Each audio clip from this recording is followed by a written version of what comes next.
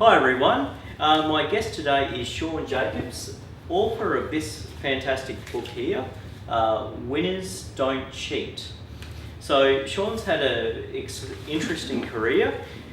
He's a champion water polo player, and then after initially having disappointing results from university, then went on and achieved his dream of getting to work in public policy after some initial rejections, and then you didn't initially get into university, but then you kept at it, and now you've had this amazing career. So I'm really looking forward to talking to you today. Great. Well, thanks so much for having me on, Justin. And it's an absolute pleasure. Great. My first question to you is: they say everyone has a book in them. Why is this your book? Sure. It's a good quote, that one. I really like it, but and it's absolutely true. And look, I wrote Winners Don't Cheat because I had a really, as you mentioned in the intro, a pretty slow start out of high school.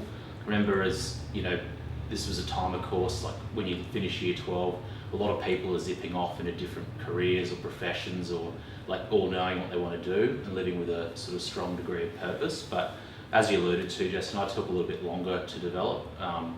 I was a decent water polo player. I'd missed out on the Aussie schoolboys team.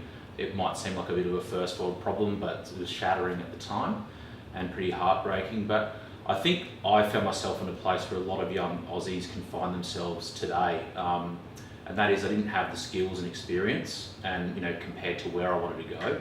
I was thinking a lot about my rights at the time and not really about my responsibilities, Yep.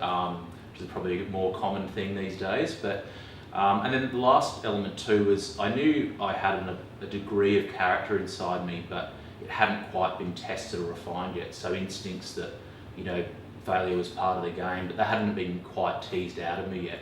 And but yeah, as you mentioned as well, I was able to turn that around, finally get into university after 14 goes or 14 attempts, and then eventually work for the National Security Advisor, work for the Australian Aid Program in the South Pacific, and then work for the United Nations in PNG and then in offshore security operations, and do some good stuff. But yeah, largely around government, as you mentioned, and in that world of public policy that I'd always aspired to or aimed to be involved in. Because you always knew you wanted to be in that. You went on a school trip to Washington, I believe, and because I can relate. Sure. I always had an interest in public policy. Yeah. After sort of a not great start with my career, I went and did a degree in economics. Sure. And I applied for all those graduate programs, but they're super competitive. Definitely. Yeah. And I didn't get those, but I, kind of similar to you, I've kind of found an alternative way to get into that world. That's right. So that's, I think that's a really inspiring message you've got there, because not everyone's going to get what they want first go. Exactly, that's right. And I think, it's a very tough, there was no strategic calculation with the release of this. I've just put it out there, but because the timing sort of worked for me professionally in terms of my sort of calendar. But that message, I think, especially on resilience, is really needed. I think now more so than when I left school just over 10 years ago. And you're going to experience setback. You need resilience to sort of armour yourself to take on those inevitable challenges like yourself experienced, like I did as well, of course, and like many other people as well. But yeah, there's definitely that appetite, or definitely that need for it now, I think, about facing the setbacks, being competitive in a competitive world, and yes, like I mentioned, just building that resilience, I think is really important. Because competition's scary. When you see a world full of people who seem more talented than you, they seem natural at what they do. Yep. It's very hard to stick at what you do and work towards getting better. You talk about things like getting better at writing, for example. Sure, that's right. That's a good, that's a really good point. And I remember being told this, and I write about this in the book, by a university lecturer. It's probably one of the key lessons that I learned at university was, if you become a good writer, that takes the burden off a lot of different things, and especially working in public policy, but just in everyday life too, because becoming a better writer means organising your thoughts a lot better, being able to synthesise what you're saying, think about who you're talking to as well, And of course, on the other end of it is just cultivating knowledge and being able to bring that all together and communicate and, like I mentioned, synthesize it. But yeah, it's a great point. It's a competitive world, and you need to build skills, and definitely writing is one of those skills that I think can set you apart in a lot of aspects. Yeah, very few people talk about that, but in my own experience, I've noticed the difference between people who get good grades and bad grades. Generally, people who get good grades are good writers, and I've noticed good writers can almost go in, quickly study the material, write it up, and get pretty good. Exactly right, and that's, I was so envious of that too. It's sort of like that aspect of looking at other people. I mentioned this before about looking ahead, and then looking at other people too, and going, well, why are they, like, how are they? And it's just, we all have different skills and aptitudes, and we know we've got to work harder, than some others on different things. And yeah, you're right, that's a really good point.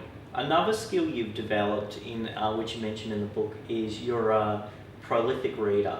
You read about 70 to 80 books a year, is that right? It is, yeah. Look, I do enjoy reading, and in the last sort of, I guess, year and a bit, I've dipped below that a tiny bit, but I do enjoy reading. I think it's one of those things, much like yourself, where it's the easiest way that you can improve your skills and also absorb knowledge. You don't need to, if you want to be a runner or a sports star, you need a swimming pool or a running track or something like that. But as I write in the book, being a better writer or just building your knowledge, pardon me, means that picking up a book is something you can do anywhere, and it's really accessible. And it was the easiest, the most surefire way for me to start building knowledge was when I started picking up books and reading. Well, I have to say, I'm probably reading about 12 books a year, and I think I need to up my game. Well, you're a busy man, so a lot of people are just so busy. So one a month is not bad, and I think that would put you above the average. So don't be too hard on yourself.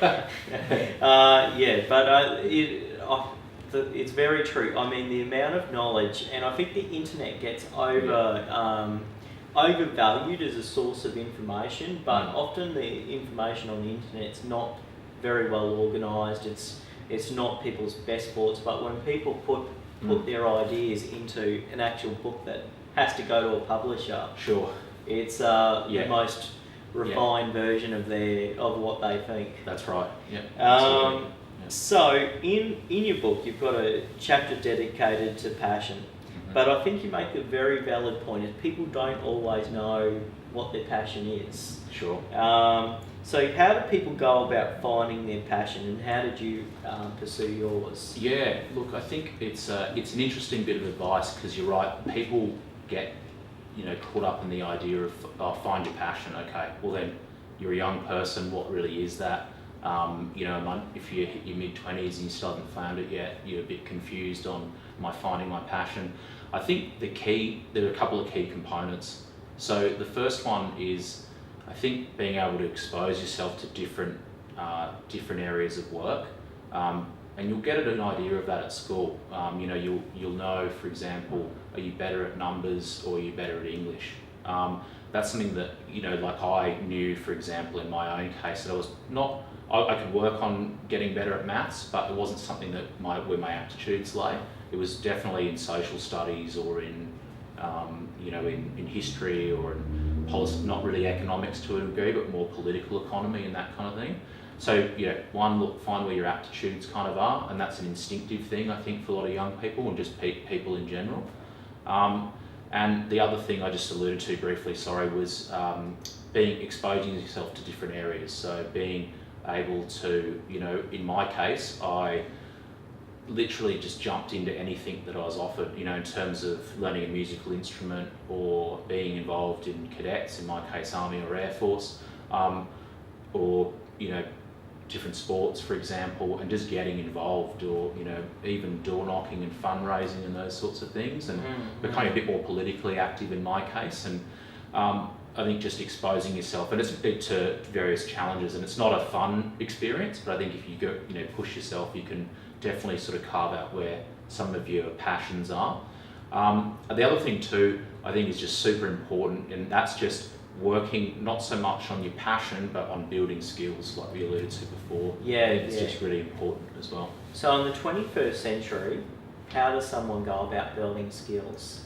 Because you've got dedicated an entire chapter to the difference between education and employability. That's right. So, yeah. So education's part of it, but Sure. what else can people do? Yeah, look, the interesting stat on this one is that just teases it all out, and Peter Saunders, who I cite in the book, it's something like 500,000 graduates, so that 20% of the graduates in total, and this is probably just a few years old, that stat, it would have gotten bigger, are people, young Australians who've graduated and not needed their degree to work in whatever field they're working in. I don't want to get sort of too political here, but a lot of people lament the sort of standards of education, what you learn in terms of the humanities at university or the tertiary level, and it sort of really, I think, calls into question some of that idea of skill building in the modern kind of world, and especially appreciating some of the benefits of having the legacy of a Western civilization, or a place like Australia where you can, what is a Western country, and some of the attributes that come around that, which I'm sure we'll get to. But yeah, look, I think in the modern world, I think there's this timeless principle that just exists, and that's working on oneself and being an individual. Yeah. I talk a bit about in the book, for example, Booker T. Washington, who's a former slave and the great American educator who was, as I mentioned, a slave, but he always, at every stage of his life, worked on himself and worked on building skills and reading and doing whatever he could, regardless of the arena and regardless of the circumstances. I think when people lament the state of education in Australia, I sort of think to myself and just mention where I can, don't wait for the institution to change. You can work on yourself, whether it's reading.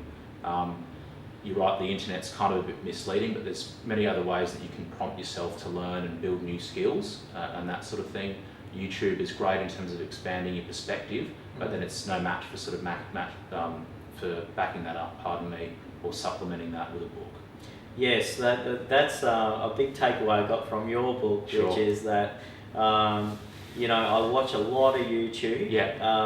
And yeah, it's great. Like I've learned so much from watching speeches and things on YouTube. But definitely. There's no substitute for a good book. And I'm going to take another bit of advice from you, which is you talk about role models. Sure. Yeah. And not just choosing role models that are similar to yourself. Yeah. So I'm gonna go get a book on Booker T. Washington and learn all about him and what he's done. Yeah, excellent. Well, look, a great book by him is it is Up From Slavery. It's a great read, a short read, probably about the same length as Winners Don't Cheat. But that's a good book if you're looking for something, or viewers might be. It's a great book as well. Fantastic. Yeah. All right, so we'll go to the next question. So, this is a question that I personally want to answer for myself. I don't care about the audience so much, which is you dedicate an entire chapter to reading, and yet I took away from the book that at one stage you weren't a great reader. So what's your strategy for reading a book? How do you go about it? You sounds like you're a bit of an active reader. Sure. Look, I think one of the benefits of, one of the core reasons as well, and I should have mentioned this at the start, but I kind of wrote this book too for myself. As you mentioned, wasn't always a great reader. Reading a book was a total stretch for me. So what I wanted to do was pretty much write for myself in year 11 or 12, or as a young professional, even a few years ago, for example. And the shorter chapters, the shorter paragraphs, shorter sentences, things where you can stay motivated as you keep sort of turning the page. And those are still things that I kind of look for in books, is because I still struggle a bit to kind of motivate myself. But if you're turning the page and you're knowing that you're absorbing good messages, so that that keeps you motivated to keep going. I think the book that I do mention in Winners Don't Cheat is Slaying the Dragon, and it was by Michael Johnson, who was the athletics superstar with people like Usain Bolt. Today, no one really remembers who Michael Johnson was, but He just really outlined how, one is of course just the benefit of, or some of the things that come with hard work, and how hard work is just centrally important to a lot of things. But the other thing too is just being able to expose yourself to various opportunities. And then out of that, I was like, wow, this makes a lot of sense to me. Those two key lessons out of that book. And it sort of started to spark that interest, or that intellectual interest in finding out different things about not only working on yourself, but also, history and politics and economics and those sorts of things. And you're right, there is a chapter, readers, and I talk about how George W. Bush, despite what some people think of him, was a prolific reader. Yeah. And his top advisor, Karl Rove, did those famous reading battles. And Harry Truman as well, who was very much the sort of George W. Bush of his day, who was seen as a bit of a buffoon, but underneath it all, he was probably a bit more clued in than people give him credit for, and that's directly attributable to the books that he read. Yes. And yeah, that's right. So. Well, speaking of Truman, I remember catching Mark Stein on the ABC, and years ago, this was before I was involved in most of this stuff, and really knew who Mark Stein was. Yes. But I remembered him saying, he was talking about the elites and the people who now run our society. Sure. And he said, I think we were doing a lot better when the haberdashers were running things. And of course that's a reference to Truman. Sure. So, yeah. But this is sort of not wanting to get too political, but this is sort of a bit of a thing that I guess the elites do, is that they do like to dismiss people as being stupid. Sure. And so they did it with Truman, they did it with Bush. Yeah. It's a common tactic. So the lesson is don't always believe what you hear, because Bush was a prolific reader. Yep. Okay, so we've already talked about the difference between education and employability. Okay, so there's a quote in your book from Seth Godin. The problem with coping is that it never leads to exceptional performance. It seems a lot of higher education institutes, sorry, this isn't a quote anymore, this is me. It seems a lot of higher education institutes are in the business of selling unrealistic dreams to hopeful young people. And one takeaway from your book is that you do need to find your aptitude. So I guess what are your thoughts on that? Like, how do people find what they're good at, and how should they gauge their own talent at something? Yeah, sure. I think the point with that quote, and I think there's sort of two ways that you can go. I don't think like in a place like Australia, you can still get by. Of course, you're never going to go hungry or sort of lose shelter, or things aren't going to go drastically wrong for you if you don't find your aptitude or really work hard on yourself. And like things will still sort of plod along. But as that quote mentions, that if you don't really drill down on these things, you're never going to be, you're never going to be exceptional, of course, but exceptional on your own terms, and be the best version of yourself. And look, I think again it just comes back to that sort of core principle about working on yourself, working on oneself, and not sort of being too distracted with the world around you. Yeah. And you talk about the different professions in the book too, that I think it was specifically related to African Americans, but it's related to all of us. Sure. Which is that there's only so many positions in the National Baseball League. That's right. Yeah, the NBA, the NFL, Major League Baseball.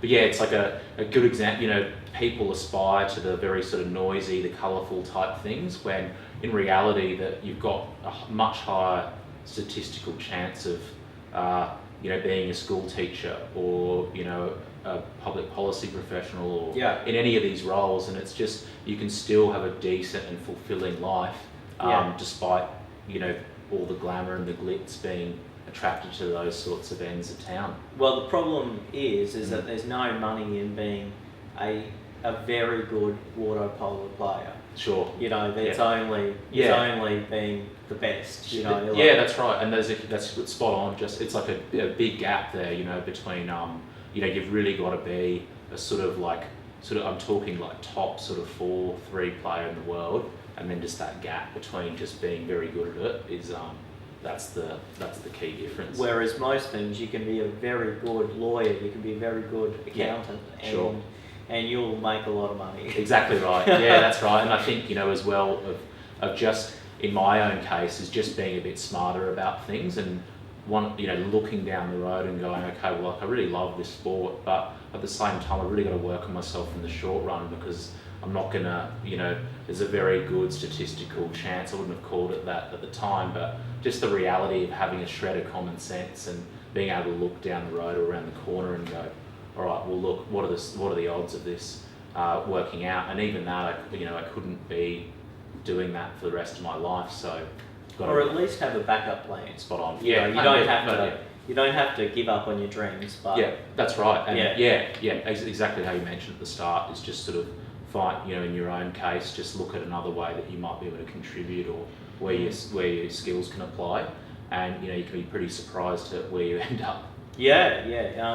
It seems to be more and more the case that actually that relates to another chapter in your book, which is about mobile individuals. Yeah. So people need to be flexible. They need to move around in society. So what is a mobile individual? Yeah. And how do you become one? No, look, it's a good question. I was really fortunate in my case because mum's from Papua New Guinea, dad's from Adelaide. I was born in Port Moresby and then moved to the Middle East. When I was young, spent 10 years in Bahrain, and then at the time travelled a lot around that region, parts of Africa and South Asia, and then moved back to Australia, moved to Adelaide, then to the Gold Coast and finished high school. So by the time I was sort of getting to uni, I'd been able to sort of move across a lot of different cultures and be exposed to a lot of different ideas and regimes and those sorts of things. And that doesn't mean a sort of tolerable permission of everything you see. If anything, it sort of enhanced my appreciation for, I guess, Western civilization. And I mean that in the sense that how everyone can participate in it, in a market economy. Yeah. Everyone can thrive under a rule of law based on liberty. So there's no better place than to thrive and to be an individual than a place like Australia. And so I think that was really beneficial for me in terms of being this mobile individual. But it goes back to that thing about finding your aptitude, about getting involved in different things and being able to work across different ideas and and in different terrain and different policy circles with people that don't share your ideas and things like that, and being able to have like a civil discussion, which is something that's obviously evaporating pretty fast today. Yeah. I talk about Bill Clinton, for example, and he's someone who is is comfortable in a boardroom. I think this is the quote that I give in the book. Then in a church, as a church pulpit, and that's someone who's I sort of disagree a lot, of course, with Clinton on a lot of political issues, but he's clearly someone. There's a generic lesson that you can draw from him, who's worked a lot on his on exposing himself to different ideas, different groups of people, and different cultures and that kind of thing, and he's able to move across these different things and thus be a mobile individual. And in my case, I've come out sort of a conservative or a libertarian, but more of a conservative, I suppose. Yep. But it's being a mobile individual, again, just to underline it doesn't mean sort of this tolerable thing where you float in different circles and you believe in everything that you're told. But just being able to do that stuff, but have a firm constitution about your values and attitudes, priorities, and behaviours. Well, I would argue that a lot of the people who see themselves as being quite tolerant and quite worldly actually are quite ignorant. That they often people who support some kind of vague multiculturalism but they really have a everything goes and everything must be good Yeah. kind of attitude towards things, and Yeah. and they don't really know the difference between Western civilization and other civilizations. That's right, and I think like one of the things that, you know, being a mobile individual or finding your app, it's, you know, again, it's working backwards on, I think, you know, why do you believe what you believe, and then running hard at that and working that out.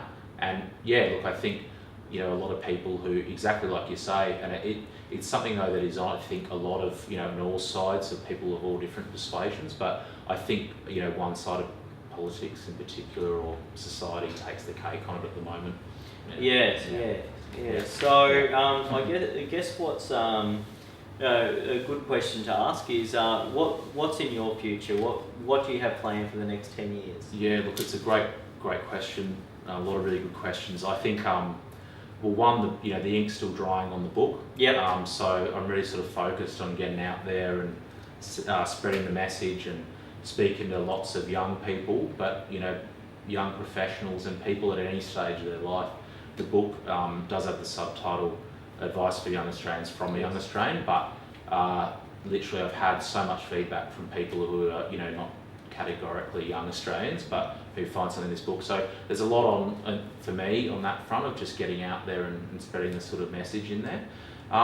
You know, I do see whatever future I have, I think I'd just like to be in the ideas business, much like yourself, and just getting out there and in the contest of ideas. And you know, there's a number of ways that you can do that, not just in formal politics, but doing what you're doing, people at home doing what they're doing, and, you know, whether it's podcasting, YouTubing, and that sort of thing.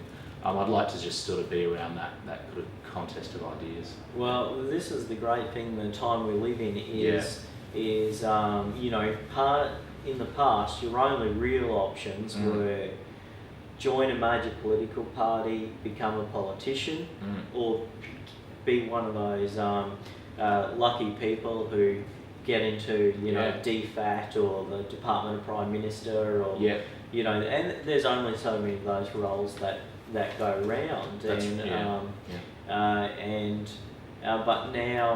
But now there's this great medium, YouTube. People can blog. Sure. It's never been easier for people to get involved. That's right, and I think, you know, even on one of the things that I just very quickly I really wanted to do was just get space for my written work, my published work. But, you know, I wasn't a PhD student. I wasn't in a think tank. I wasn't a master's student even. I wasn't even, you know, at university anymore. But I knew that I just had something to say, so I just kept trying and persisting on, you know, getting into different journals and that kind of thing, working on my writing, doing all those sorts of things. And that entry point eventually opened up, and I was able to sort of get my foot in the door and then really work hard at it. But you're right, we live in such a world, and that was 10 years ago, but things have changed so much even since then that, you know, maybe if I wasn't going to write something, I'd do something like, you know, the videos you're doing or the podcasting and those sorts of things. Because those tools are just so apparent even in the last few years versus, you know, a few years ago. Well, you've got a podcast, so they can just type it, put it on iTunes. Yeah, that's right, iTunes. It's on Spotify and a few other mediums. But yeah, the Jacobs podcast, where I explore similar ideas to the book in terms of building, you know, stronger individuals, being, you know, exposing yourself to different ideas, and also just being a little bit prouder of Australia than what I think a lot of some younger people might be exposed to these days. Well, you've got the lapel pin on, so you're a patriot there. And but I think we might wrap up on that note. But honestly, I think everyone needs to go out and purchase a copy of Winners Don't Cheat. It's a fantastic book. It's an easy read. So you've clearly worked on your writing, because it's very easy to read. So thank you very much. Great, Justin. Thanks so much for having me. Cheers. See ya. Cool.